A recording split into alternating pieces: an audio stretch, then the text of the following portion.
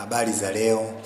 Nataka tushare na wewe kijana mambo ambayo unaweza kukutana nayo unapohama kutoka kwenye ujana bale kwenda kwenye ujana utu uzima. Jambo la kwanza kabisa ni ugomvi na wazazi. Ni kipindi ambacho unajitafuta, unatamani kuwa uhuru, unatamani kujitegemea, unatafuta utambulisho wako. Lakini kipindi ambacho utakuwa mgomvi, mtu mwenye hasira, na kwa vijana wa kiume ni ule ugomvi wa physical aggressiveness. Lakini vijana wa kike ugomvi wa maneno. Lakini yote hayo ni kutaka kutafuta utambulisho wako.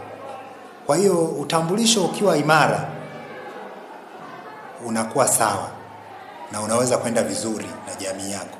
Lakini pale ambapo hujui utambulisho wako ni upi, utahangaika sana, utatakiwa ufanye majukumu mengi sana na utaona kama unaonewa. Lakini hiyo ni hatua ya kutafuta utambulisho wako.